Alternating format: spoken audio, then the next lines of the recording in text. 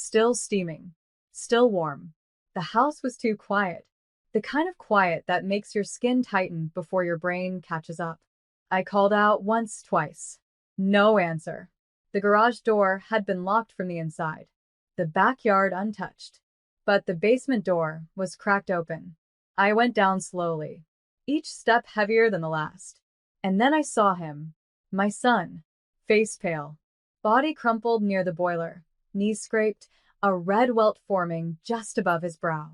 Unconscious. For a moment, everything inside me stopped.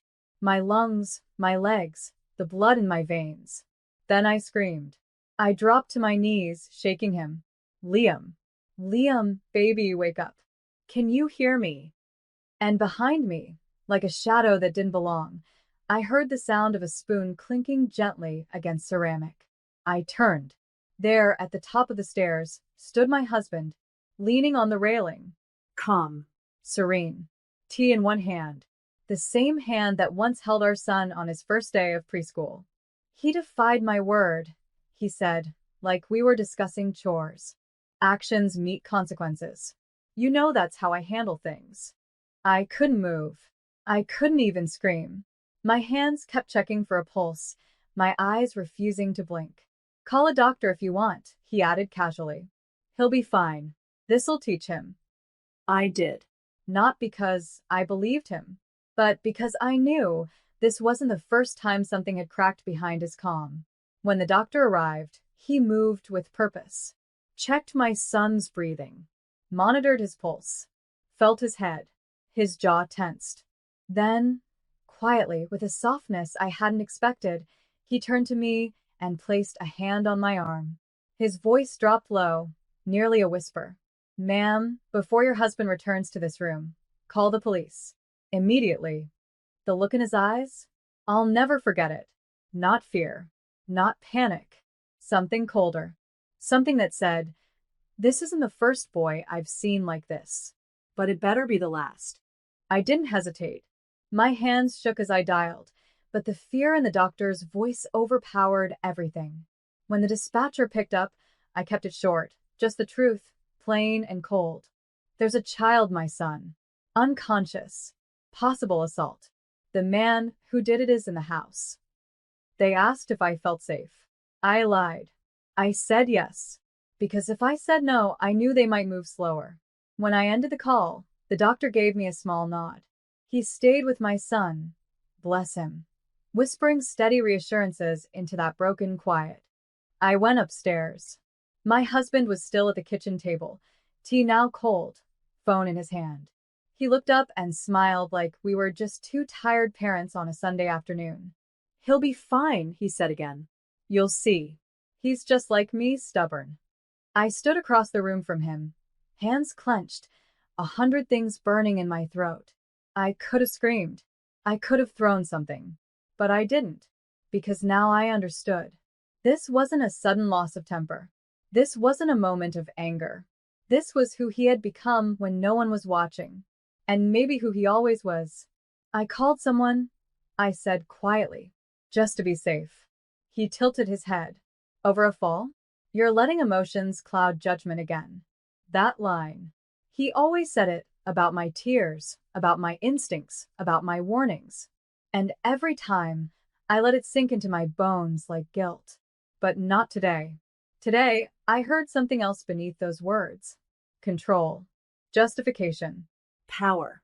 I sat across from him, matching his stillness with mine, and whispered, You left a bruise. That's when he froze. Just slightly. A twitch behind the eye. A recalculation. And then sirens. Not close, but close enough. He stood too quickly. Tell them it was an accident, he said. Tell them he slipped. You were in the hospital for 3 days. You didn't see anything. I stared at him. Really stared. For the first time, I didn't see my husband. I saw the man my son was afraid to look in the eye. The knock was sharp. 3 beats. Firm. Final. My husband opened the door before I could move. His voice slipped into that smooth, polite tone he reserved for strangers. Officers. Is there a problem? The taller cop didn't answer right away. His eyes moved past my husband's shoulder, catching sight of the doctor crouched beside Liam, still unconscious, an oxygen mask now fitted across his face. Then his expression changed. "We got a call about a minor in medical distress," the officer said. "Step aside, sir." My husband didn't budge. "There's no emergency." He tripped. "Kids get hurt. The mother is emotional." That word again. Emotional. Weaponized like a scalpel, thin and sharp. But the officers were already stepping inside. The second one looked directly at me. "Ma'am." "Are you the one who called?" I nodded. My voice caught it first. Then, yes, I did. That's when the spell broke. My husband laughed, sharp, hollow. "You believe her? She wasn't even here. She just had surgery. She's recovering. She's not thinking straight." The taller officer ignored him, walked straight to the basement door. He looked down, saw the blood-streaked step, the corner where Liam had hit the wall. Then he glanced back. "Is this consistent with the trip?" he asked. The doctor stood up, removing his gloves slowly. His voice was calm, deadly calm. "No." His injuries suggest direct force, not a fall. My husband's smile faded. "You're not a detective. You're just a medic. And you're just a man who thinks bruises don't tell stories." I'll never forget the way those words hung in the air, like the room itself inhaled. My husband turned to me then, the charm gone, the mask gone. "Just eyes now. Cold. Calculating. "I told you how I handle things," he whispered. "You made your choice. But so had I." "Officers," I said clearly, my voice louder now. "I'd like him removed from the home." They didn't wait. They asked him to sit. When he refused, they stepped in. Hands on arms. Calm. Practiced restraint. And suddenly, the man who used to call himself the head of the family was sitting on the front porch in handcuffs. Neighbors watched. The sirens had drawn a crowd. And all I did was close the door, slowly, finally. The house was quiet again. But it wasn't the same quiet. This one pulsed with something different. Relief, maybe. Or the absence of fear. Liam was transferred to the children's wing at the hospital that night. I rode in the front seat of the ambulance, while the doctor stayed in the back with him. My hands never stopped shaking. Not from panic, from the weight of what I hadn't seen sooner. At the ER desk, they gave me a clipboard full of forms. Medical releases. Statements. Questions. One asked, "Was this injury caused by someone you know?" I stared at the box. Then I checked yes. I wrote his name in full. Then I underlined it. The detective met me in a small room lined with children's art taped to the walls. She wasn't warm. She wasn't cold. Just steady. "We have some history on your husband," she said quietly. That stopped me. "History?" She nodded. "Reports from years ago. Sealed but flagged. A girlfriend. A sibling. Charges dropped. Nothing stuck. You weren't the first woman to call." My stomach twisted. I pressed a palm to my chest. "But I married him." She didn't answer. Just looked at me with those eyes that had seen too many women ask themselves the same thing. "Do you want to press full charges?" she asked. I looked through the glass window at my son. Tubes still in his nose. Then I thought of my husband's voice, calm, cool, cruel. Actions meet consequences.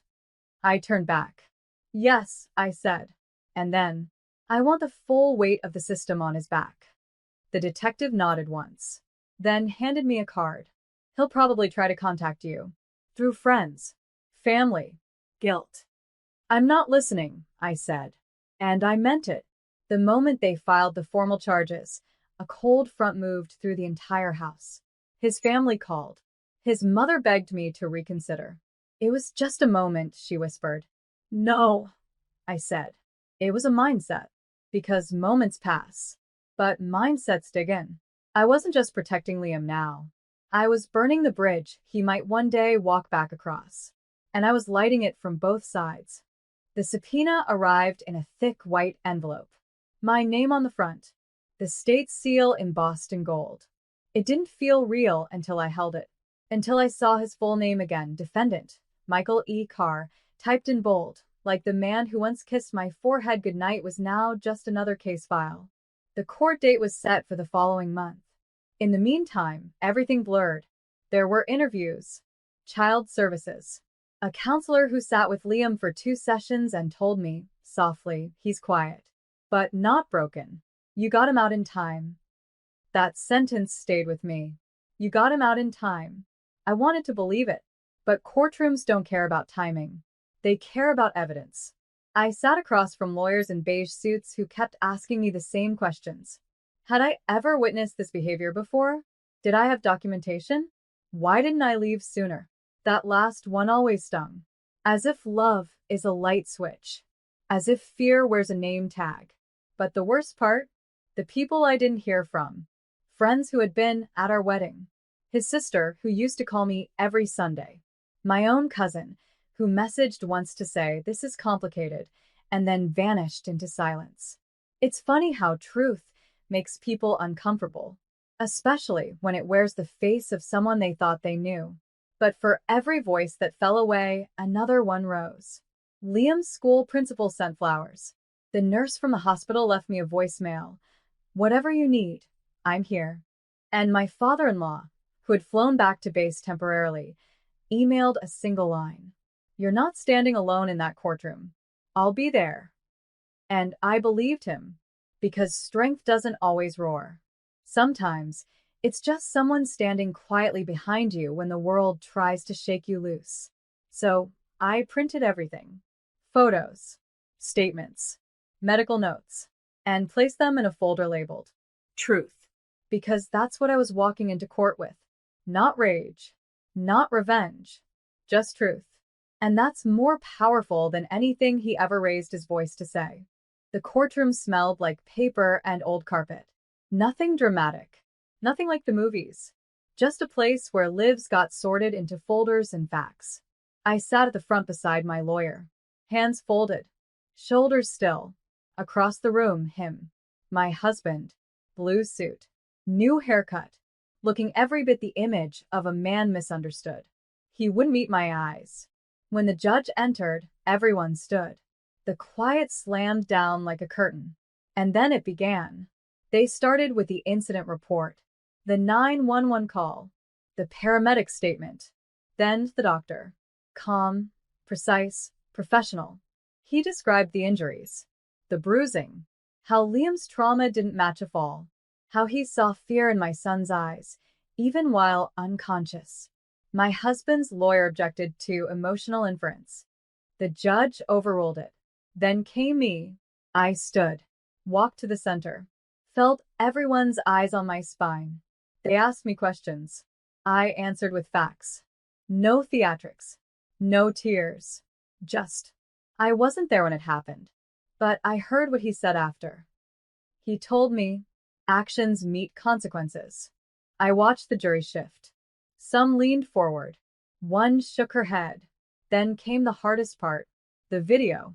Not from the basement, from the baby monitor. Footage my husband didn't know was rolling, installed after Liam had started waking up with nightmares. There he was, standing over our son. Voice calm. You disobeyed. So you don't eat. My hands clenched.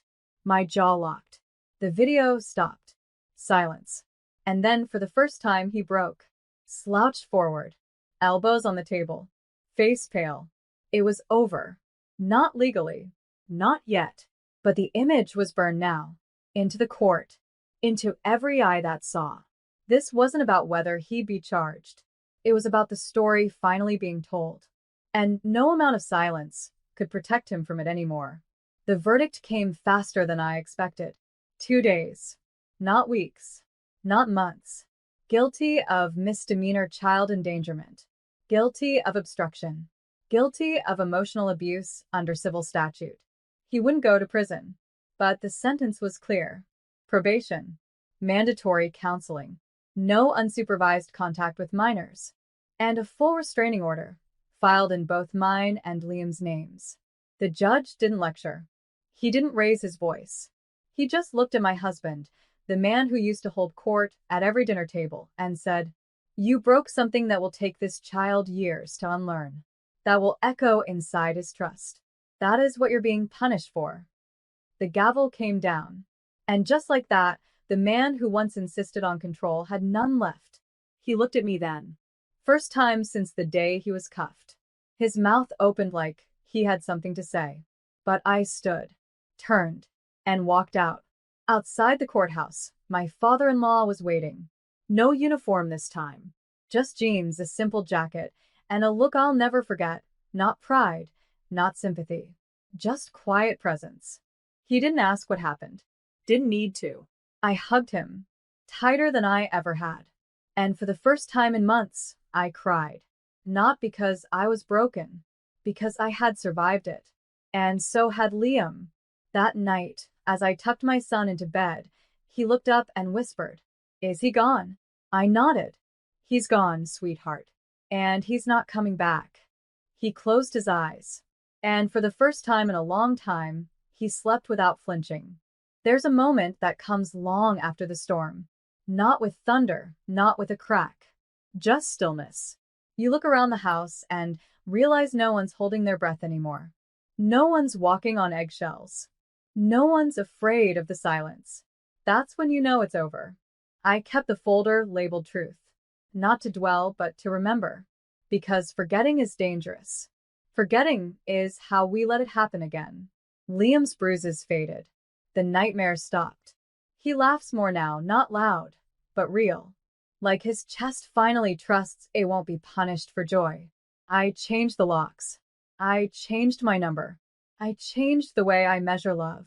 It's not about grand gestures or empty apologies. It's about safety. It's about being able to say, "I'm scared," without being blamed for feeling it.